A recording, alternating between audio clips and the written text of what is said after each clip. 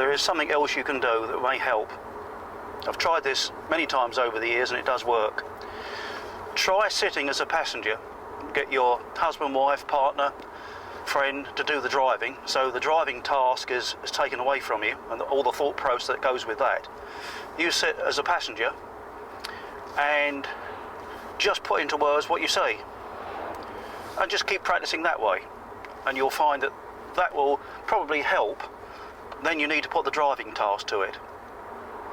So as we drive, the ultimate aim is for us to always be in the correct position on the road, travelling at the correct speed, and have the correct gear engaged at all times for every single hazard that we're approaching. So now we're beginning to develop our hazard perception and beginning to recognise areas of danger and threat ahead and around us. We apply a systematic approach to position, speed and gear. Obviously the mirror's got to be used, and used frequently, and it must be used before you do any of those things. Not so much the gear change, mind you. So if you're always in the correct position, travelling at the correct speed, and you've got the correct gear engaged, there's not much else that you can be doing wrong. And to be able to say yes to those three questions all the time you're driving is very, very difficult. And that's what really sets a good driver against the one who's not quite so good. So we'll start adding now then what we're doing to our driving, our choice of gear, whether we increase speed or decrease speed, and what we're thinking. But try to get it in sequence, that whatever you do, it's mirror first. You don't have to say what you see in the mirror. Keep it quite brief, like mirror, signal, position, gear. Avoid using the word mirror check or checking the mirror. There's wasted words there. Just say mirror, that's all you need to do. So let's start looking at some of that now as we start to continue the road along. Junction off to the left, mirror. I'm going to move into third gear for some more flexibility. Got an opening on the near side, I'm watching for that. National speed limit applies. Mirror clear. And I'm going to drop into second gear here to make some progress. Final check, nice pedal balance there. Junction for the right, looking for movement. Increasing the speed.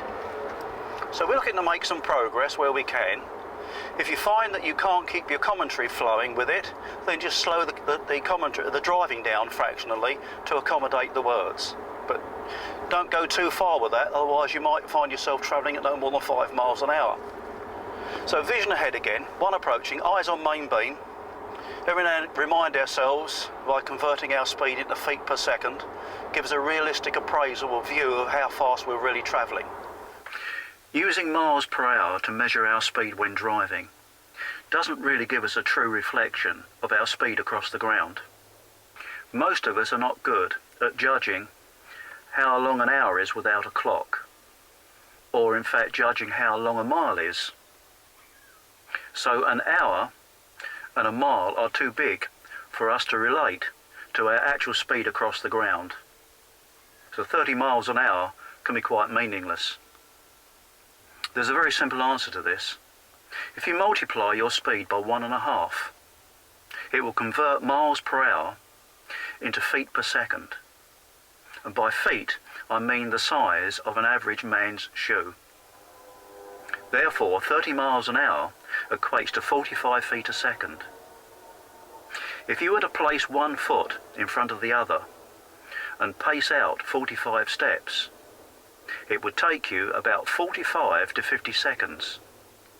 In fact, you're covering that distance every second you're driving at 30 miles an hour. It's quite a sobering thought, isn't it? The road's opening around to the right. It's opening out nicely. So I can increase some speed here. Mirror, just firming up the drive now.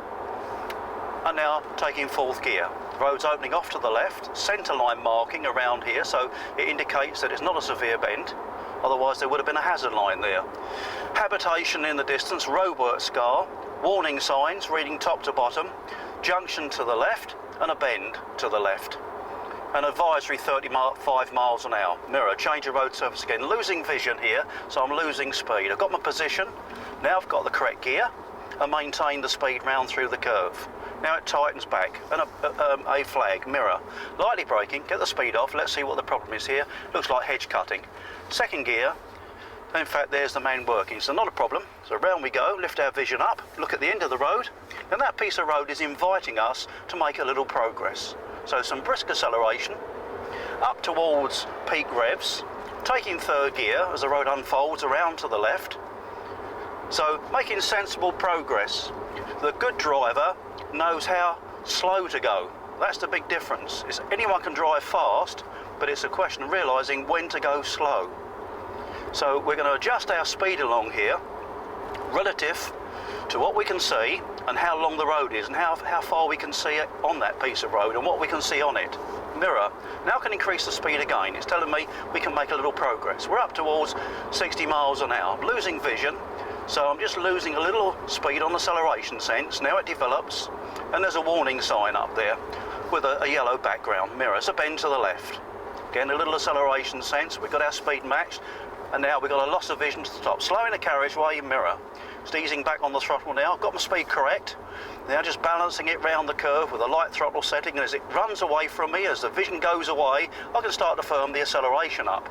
Always been able to stop in the distance, you can see to be clear. Junction to the right, mirror. Junction's clear. And the object of this really is making a little progress, but people should feel comfortable. Your passengers should feel comfortable. They should feel a little exhilarated, but they shouldn't feel frightened by what you're doing. If they are, you're probably driving too fast for the circumstances. Mirror. Little saying, the more you see, the more you can go. The less you see, the more you should slow. So we're losing sight of the road surface, so we're backing off. Now I can see it again, mirror, and I can make some more progress now. I can see a vehicle at the end of the road, eyes are on main beam, picking up the speed now to 60 miles an hour, and I'm going to take fifth gear on this long straight. Got the red vehicle coming towards us, watching out for wild animals. Still dropping down, one approaching me, goes into the left-hander. I'm going to take a third gear now as we come down here. So opening out nicely to the left, two approaching, we can firm it up. Chevron post at the top there. Bend to the left and also a downward slope, so mirror. I need to use the brakes coming up here because it does tighten up. I've now got my position speed. Take the gear for the speed I've selected. Maintain the drive round, the speed is absolutely right. Drops down now to a right-hander. Then beyond that, I'll see the road curves off way in the distance. We've got some dead ground in the middle here, and it tightens back again. So mirror, I just need to touch the brakes a touch more again here. It's opening nicely for me now. Off the brake, round with the power. One approaching, increasing the road speed again, looking into the dead ground. Can't see the road surface. One in the distance coming towards me, and now I can put the speed back on again. It's opening out nicely to the left-hand side. We've got one approaching. We've got a bend at the end of the roadway. We can see we've got sharp deviation signs at the end. Warning sign, which I can't read yet. Mirror. Just easing back. My position is already correct for the left-hand curve. The next thing now is start to get the speed right. So I'm going to now introduce the brake pedal. We are doing 60. Bringing it down, having the ability to stop as we come up there, waiting for the limit point to run for me. There it goes. I'll take my gear for my speed, driving the car around through the corner. Now increase it as we come out. Good firm brisk acceleration. Up into third, downward slope, bend to the right. And I can see a yellow farm vehicle working in the fields, and then beyond that the road curves off to the right. Losing the road surface, so mirror, losing a little road speed. So as we lose vision, lose speed. Looking into the dip, can't see the exit side of the curve, so just taking it carefully. It's now unfolding nicely, so back on the drive again. Now we can increase the road speed. Good firm brisk acceleration now. Back up towards 60. Fourth gear. We've got two vehicles going away in the distance. One is a red one coming up to a double bend. First to the left, mirror, just easing it back on acceleration sense, letting it settle. I'm going to go back into third gear, matching the engine revs. You can either do a sustained rev gear change when you go down through the box, or you just match in the revs. I prefer to match them in rather than sustaining them. Firming up the drive now as we come out. Look at the end of the roadway as a warning sign. Up into fourth gear again. I'm going to stay in fourth on this one. It's not long enough to take fifth. Bend left, so mirror. Easing it back, levelling it off. Look at the last hazard line, and we're getting more hazard lines coming into view now. They're running for me. My speed is correct. You can use the hazard line sometimes as your limit point to help decide your approach speed. So man working on the right hand side of the road, got the vehicle's growing out of the ground towards us, just holding it back, looking down, see a lot of rooftops, so there's bound to be a change of speed limit. In fact, there is a speed limit change. There is a 30, mirror, clear. I'm doing 50, so I'm braking, bringing the speed off, meeting 30 at 30, and I'm going to take second gear. I'm going to allow the engine's compression in second gear to keep us under check down this slope, and it's doing a very good job, and it's holding us at 30 miles an hour. Brake lights down there, vehicle's stopping, it's moving away. I've got one closing up behind who's disregarded the speed restriction. It's now closing up quite tight behind. Not a problem, I'm not going to be pressurised. Brake lights, there's been several applications of brakes from this vehicle, so what is he doing? Now at the end of the roadway I'm going to turn left, obviously looking for somewhere. He's turning right now, so mirror,